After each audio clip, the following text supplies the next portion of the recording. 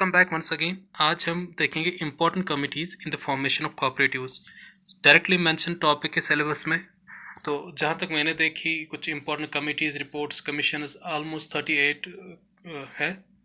और हर कोई अप्रॉक्स आप चल देखिए तो 300 पेजेस पे होती है, कोई 300 पेज पे, कोई 280 पेजेस पे। तो ये हज़ारों पेजेस बनते हैं। तो इन सब को कंपाइल करना ये बहुत मुश्किल है और टाइम भी नहीं है इतना। तो हमें क्या करना चाहिए कि हम इसे देख पढ़ के कुछ जो सेंट्रल थीम्स होती हैं इन कमिटीज़ के बारे में वो हम यहाँ पे डिस्कस करेंगे, और ये ज़्यादा फैक्चुअल इन्फॉर्मेशन है। तो let's get started. Okay, the first committee is Maclagan committee. ये कमिटी कब बनती है? 1914 में, और इनकी रिपोर्ट आती है 1915 में। Appointed by British government. ये तो सिंपल सी बात है, क्योंकि वो तब ब्रिटिश इंडिया था तो ब्रिटिश गवर्नमेंट ने ही अपॉइंट की होगी। Also known as committee on cooperation. ये भी इंपॉर्टेंट है, कमिटी ऑन कोऑपरेशन। किस कमेटी का नाम था? That is Maclagan committee. Chairman जो थे एडवर्ड मैकलगन है। और इस कमेटी को ये एक दर्जा हासिल है कि this committee is the first committee on cooperatives in India. Okay, now what this committee has recommended? It has recommended apex cooperative banks. यानी अगर हम यहाँ पे स्ट्रक्चर देखते, स्ट्रक्चर क्या था इससे पहले, एक सेकंड, इससे पहले क्रेडिट कोऑपरेटिव सोसाइटीज़ थी, लेकिन अब इस कमिटी ने कहा कि एक सेकंड, इसने कहा कि जस्ट अ सेकंड, 3 टायर होना चाहिए सिस्टम ऑफ क्रेडिट। यानी state cooperative this banks eight top, यानी एपेक्स पे, स्टेट लेवल पे, डिस्ट्रिक्ट लेवल पे district central this cooperative banks, ये डिस्ट्रिक्ट लेवल पे, ठीक है, डिस्ट्रिक्ट लेवल पे। और विलेज पे primary agricultural societies eight village level. Okay, तो इससे क्या होगा कि विलेज पे जो ये प्राइमरी सोसाइटीज़ देखेंगी, डिस्ट्रिक्ट लेवल पे कौन देखेगी? Central cooperative societies. और एपेक्स पे कौन होगी? State cooperative society. अब देखिए इनका फंक्शंस, इनकी इंटरलिंकिंग हमने आगे, ये तो स्पेसिफिकली मेंशन है सिलेबस में, तो जब हम ये टॉपिक करेंगे वहाँ पे पढ़ेंगे। लेकिन यहाँ पे क्या हमने याद रखना है? यहाँ पे हमने याद ये रखना है कि इस इस कमेटी ने, मैकलगन कमेटी ने रिकमेंड किया एपेक्स प्रोविंशियल कोऑपरेटिव बैंक्स के लिए, यही कमेटी ने रिकमेंड किया। और इसके आगे इन्होंने क्या कहा कि मिक्स्ड टाइप बैंक होने चाहिए। मिक्स्ड टाइप बैंक मीन्स कि बैंक की कोई स्पेसिफिक फंक्शन सिर्फ क्रेडिट को लेके ही नहीं होनी चाहिए, या किसी एक चीज़ को, एग्रीकल्चर को ही टारगेट ना करें, या ये सपोज लैंड के लिए टारगेट ना करें। मिक्स्ड फंक्शंस होने चाहिए बैंक के, इनके पर्पस मल्टीपर्पज़ होने चाहिए, ताकि ये बैंक अच्छे से एक तो ये लोगों की डिमांड भी पूरी करे और बैंक की सर्वाइवल के लिए भी ये ठीक है, ठीक। और नेक्स्ट ये इंडियन अर्बन बैंक्स, क्योंकि गरीब जो है, गरीब रूरल एरियाज़ में ही नहीं रहते, तो अर्बन बैंक्स भी बनाए जाए, इंडियन अर्बन बैंक्स भी बनाए जाए। तो ये भी इसी कमेटी ने कहा था। जो इस कमेटी से जो क्वेश्चन बनता है वो सेंट्रल थीम, जो मैं बात कर रहा था अभी सेंट्रल थीम की, this was the central theme. One man one vote principle was adopted by this, was introduced by this committee. Is it okay? तो ये आप याद रखिए, सेंट्रल थीम है इसकी, one man one vote principle इस committee ने इंट्रोड्यूस किया। तो इस कमेटी ने और एक बात कही कि लैक ऑफ ट्रेनिंग, जब उनने ये देखा कि स्टडी किया, तो इनको ये लगा कि जो कोऑपरेटिव्स है हमारे, इनमें जो लोग हैं इनकी ट्रेनिंग बहुत कम है, इसलिए जो कोऑपरेटिव रजिस्ट्रेशन से पहले या रजिस्ट्रेशन के बाद में ट्रेनिंग की बहुत सख्त ज़रूरत है, ठीक है। तो यहाँ पे हमने देखा इस मैकलगन कमेटी में, आप याद रखेंगे, एक तो एपेक्स प्रोविंशियल कोऑपरेटिव बैंक्स, और दूसरा इंडियन अर्बन कोऑपरेटिव बैंक्स, और third of one man one vote principle आप याद रखेंगे। ओके, आगे चलते हैं। दूसरी कमेटी जो है रॉयल कमीशन ऑन एग्रीकल्चर, 1926 में ऐसे फॉर्म होती है, 1928 में रिपोर्ट आती है इसकी। रीज़न क्या थे इस कमेटी के वजूद में आने के?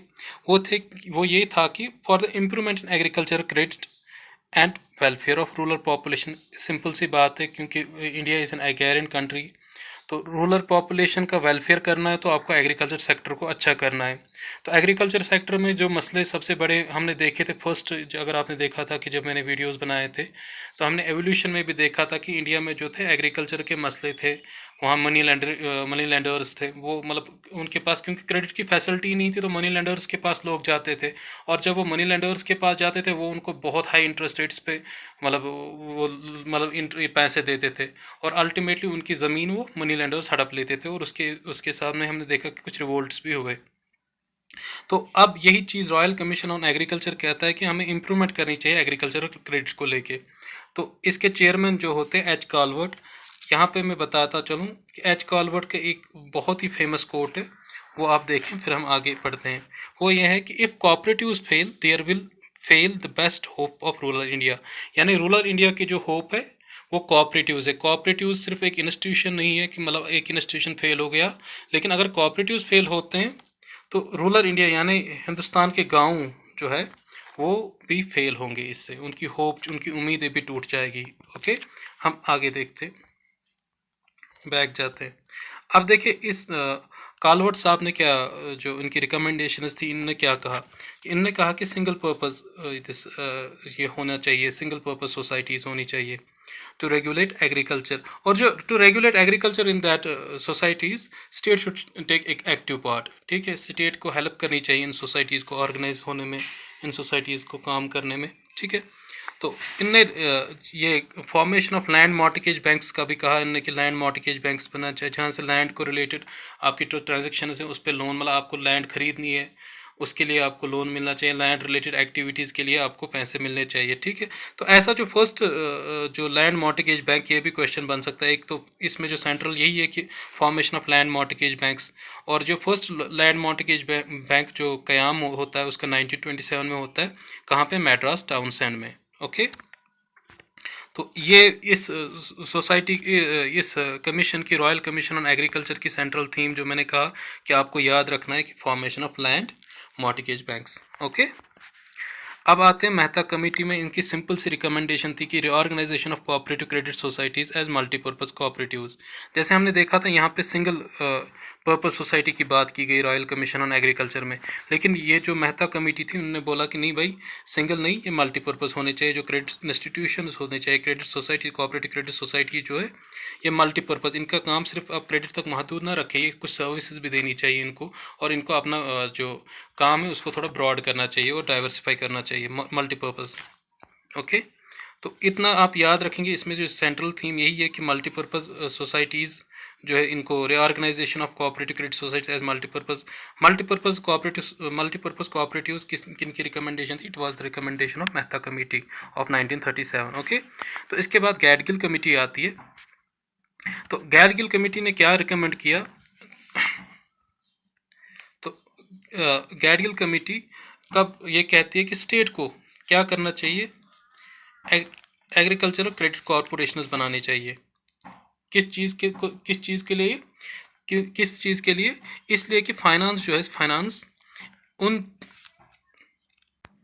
उन कोऑपरेटिव एजेंसीज़ को फाइनेंस करना चाहिए जो वीक है, कमज़ोर है, ताकि वो फिर से काम अपना स्टार्ट करें और अच्छे से उनको एक रिलीफ मिले। ठीक, तो ये किसने कहा कि एग्रीकल्चर क्रेडिट कॉरपोरेशन स्टार्ट करनी है, ये भी सेंट्रल थीम है, ये किसने कहा, गैडगिल कमेटी ने। ठीक है, आगे चलते हैं। हाँ, और एक बात जो यहाँ पे है, एक second, compulsory adjustment of debit of societies. अब देखो क्या था कि कर्जे, कुछ सोसाइटी जो थी उस टाइम पे दम तोड़ रही थी, क्यों, क्योंकि उनमें कर्जे, उनके कर्जे इतने हुए थे कि वो फिर अब मतलब वो सोसाइटी डेड हो चुकी थी या डेड होने वाली थी। तो इसलिए उन्होंने ये कहा कि उन स्टेट को चाहिए कि एक एडजस्टमेंट करें इनके कर्ज़ों को, चाहे कर्जे माफ़ करें या किस तरीके से इनको किसी तरीके से इनके जो कर्जे हैं उनको, उन कर्ज़ों को लिक्विडेट किया जाए ताकि ये सोसाइटी फिर से स्टार्ट हो जाए। और क्रॉप लोन सोसाइटीज़ के बारे में भी उन्होंने कहा इस गैडगिल कमेटी की बात जब हम करते हैं। क्रॉप लोन सोसाइटीज़ क्या होती है, जो पर्टिकुलर क्रॉप पे फोकस करे, मतलब पर्टिकुलर क्रॉप मीन्स क्रॉप्स पे फोकस करे, सीड्स पे, मतलब उनमें सीड्स देने हो या इक्विपमेंट्स को लेने के लिए जो आपको पैसे चाहिए, बाकी चीज़ें जो फार्मर्स के लिए जो फार्मर्स को एक पैसे चाहिए, इन सब चीज़ें लेने के लिए इनके लिए स्पेसिफिक सोसाइटी बनानी चाहिए, क्रॉप लोन सोसाइटीज़। ठीक, उसके बाद हम देखते हैं 1946 में कौन सी कमेटी आती है, कोऑपरेटिव प्लानिंग कमेटी। तो कोऑपरेटिव प्लानिंग कमेटी को क्यों बनाया जाता है, इसलिए कि to draw plan for the cooperative development in country, क्योंकि ये प्लानिंग है भाई। प्लान क्या होना चाहिए हमारे कोऑपरेटिव्स का, उसके लिए कोऑपरेटिव डेवलपमेंट के लिए, उसके लिए इस कमेटी को बनाया गया। तो इस कमेटी के जो चेयरमैन थे आरजी सरैया, तो इसे सरैया कमेटी भी कहते हैं। आरजी सरैया इसके चेयरमैन थे। तो रिकमेंडेशंस क्या थी इस कमेटी की? देखिए, फर्स्ट रिकमेंडेशन थी formation of rural and urban cooperative housing society. देखो, हाउसिंग सोसाइटी तो अभी तक हमने देखी नहीं, तो ये हाउसिंग सोसाइटी का कॉन्सेप्ट यहाँ पे आता है, ठीक। और नेक्स्ट ये कहती है कि कोऑपरेटिव उसको subject in schools and colleges में होना चाहिए। जैसे हमारे सब्जेक्ट्स होते हैं, मैथ्स होते हैं, इंग्लिश होते हैं, उर्दू लिटरेचर होती है हमारे सब्जेक्ट, यहाँ हिंदी। इस तरीके से कोऑपरेटिव्स को भी एक सब्जेक्ट बनाया जाए स्कूल्स में भी और कॉलेजेस में भी, ठीक है।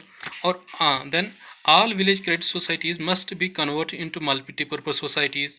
वो जो बात हमने पहले भी देखी थी यहाँ मेहता कमेटी ने, तो उन्हीं की तरह ये भी कहते हैं कि विलेज में जो क्रेडिट सोसाइटीज़ है वो सिर्फ क्रेडिट पे ही अपना काम ना रखे, वो अपने काम को डाइवर्सिफाई करे और मल्टीपर्पज़ सोसाइटीज़ बने, ठीक।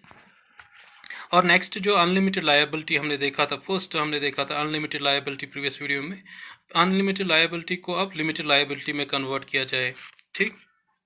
और अब अनलिमिटेड लायबिलिटी क्या हो और लिमिटेड लायबिलिटी क्या है, इसके लिए आप प्रीवियस वीडियो अगर आपने देखे होंगे तो आपको यहाँ पे कोई कन्फ्यूजन ही नहीं होगा। और नेक्स्ट ये है कि credit for all necessities of life. अब सिर्फ क्रॉप को लेके क्रेडिट ही नहीं चाहिए कि क्रॉप को लेके मतलब आप क्रॉप के लिए क्रेडिट देते हो उन्हें, और भी मसला है, ठीक है। वो कहते हैं ना, और भी गम है ज़माने में मोहब्बत के सिवा। तो इस तरीके से यहाँ पे भी credit for all necessities of life, मतलब सिर्फ क्रॉप की हर किसी मतलब फार्मर या रूरल इंडिया की प्रॉब्लम नहीं है, उसके बाकी भी मसले हैं, उन चीज़ों के लिए भी आप क्रेडिट एक फार्मर को, एक इंडिविजुअल को रूरल इंडिया में या इंडिया इन जनरल मिलना चाहिए, ठीक है। ये हमारे प्लान में होना चाहिए, ठीक। इसके बाद हम देखते हैं all India rural credit survey committee, ठीक। बहुत इंपॉर्टेंट कमेटी है। तो इस कमेटी को क्यों बनाया गया कि इसको ये फैसिलिटीज़, इसको ये बताया गया कि जो हम फैसिलिटीज़ ऑफ जो हमने देखा ना अभी जितनी भी कमेटीज़ आई, तो उनमें रूरल क्रेडिट पे बहुत फोकस था।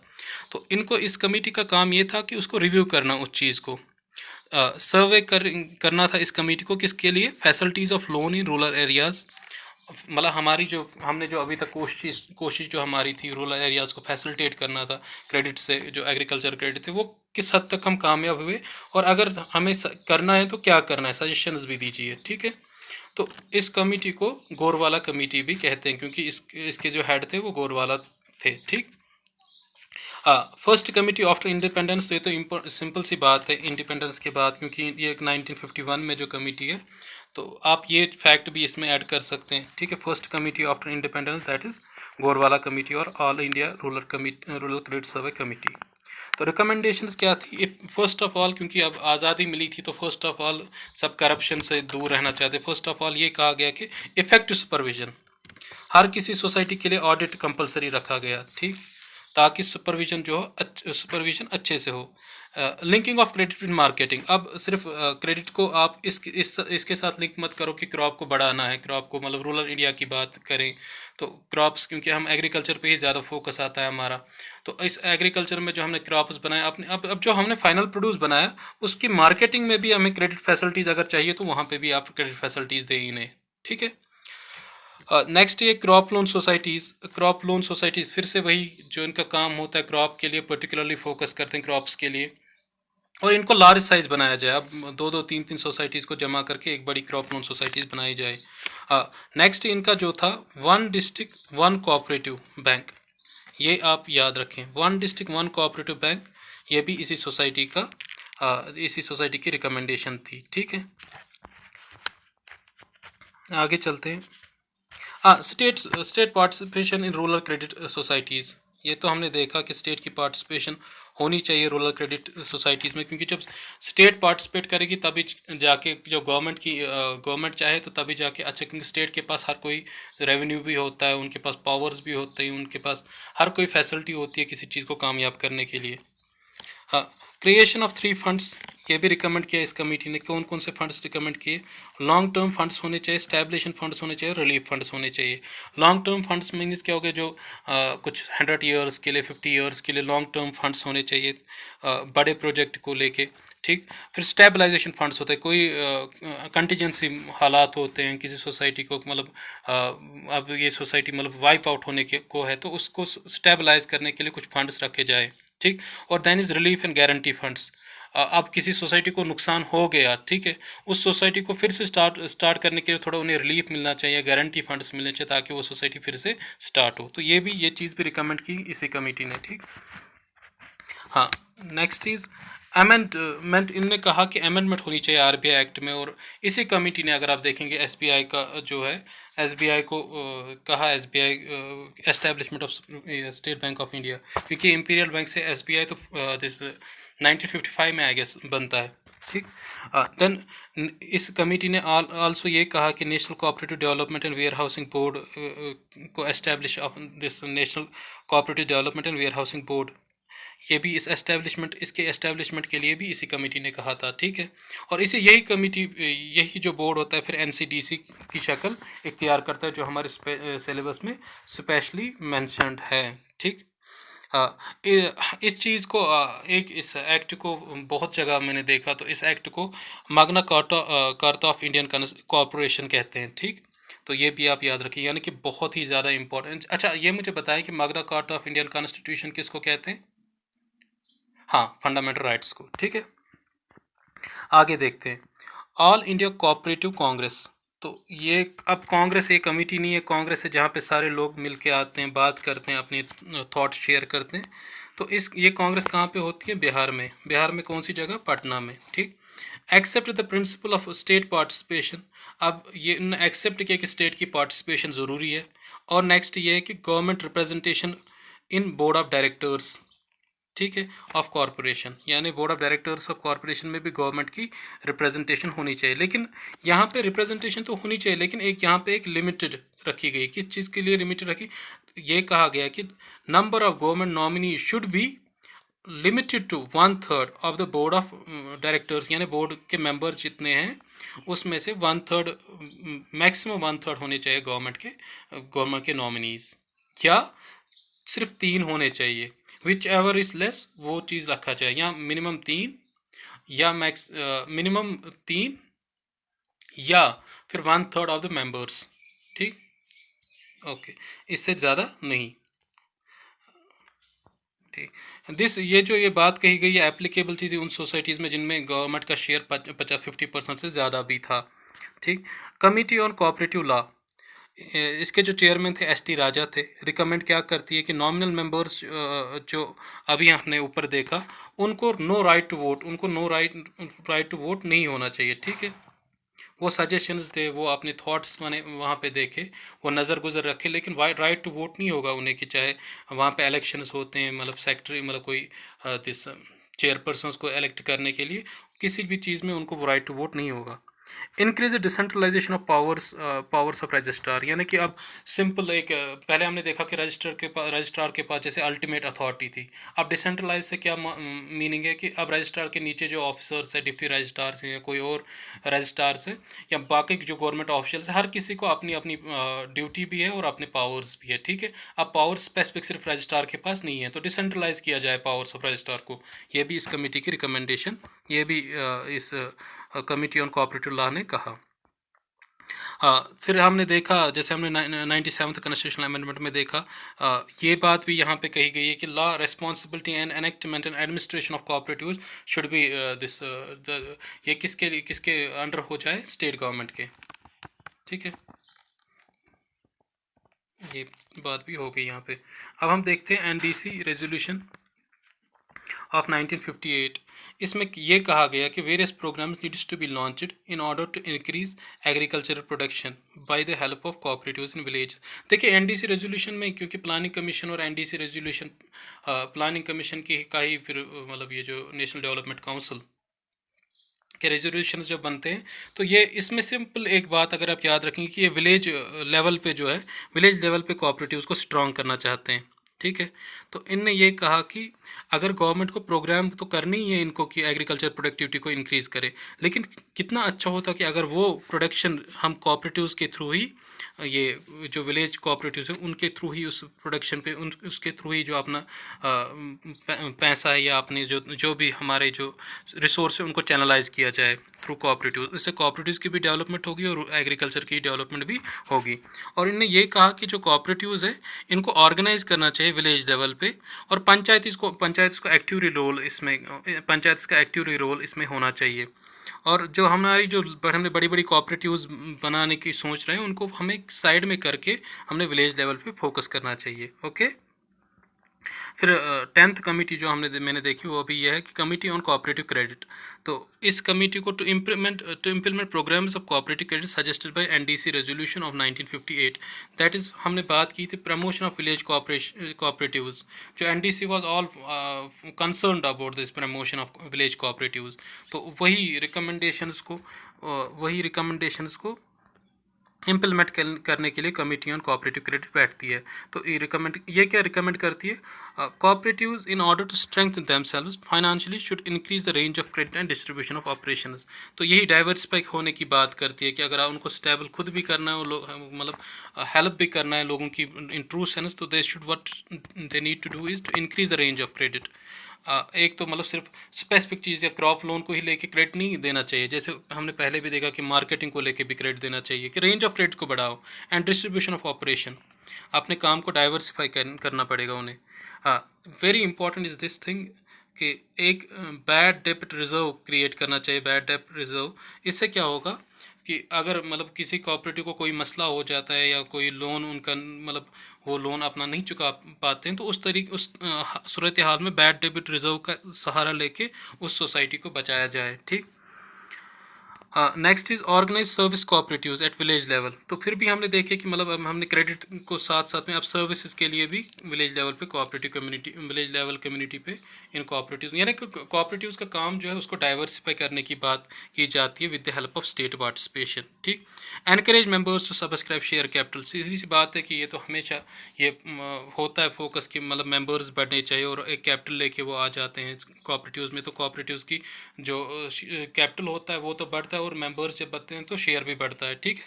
ये दिस टोटल जब मेंबर्स ज़्यादा शेयर आएगा तो कोऑपरेटिव का जनरल कैपिटल जो है वो बड़ा होगा। ठीक है। हम आज इतना देखेंगे। देखिए ये मतलब एक एक चीज़ हर किसी दिस कमेटी के बारे में कवर करना ह्यूमनली इम्पॉसिबल होगा, क्योंकि आप 300 पेजेस नहीं पढ़ सकते। लेकिन जो सेंट्रल थीम होती है वो हम कोशिश करते हैं वो लाने की, और मुझे लग रहा है कि इसी के अराउंड क्वेश्चंस भी होंगे। ठीक है। तो मैं देखता हूँ जैसे मुझे मौका मिलता है मैं मतलब 1 या 2 बैक टू बैक वीडियोस में ये सारा कंप्लीट करता हूँ कोऑपरेटिव ये कमिटीज़ का पार्ट। ठीक है। आप मेहनत करते रहें। All the best. Thank you.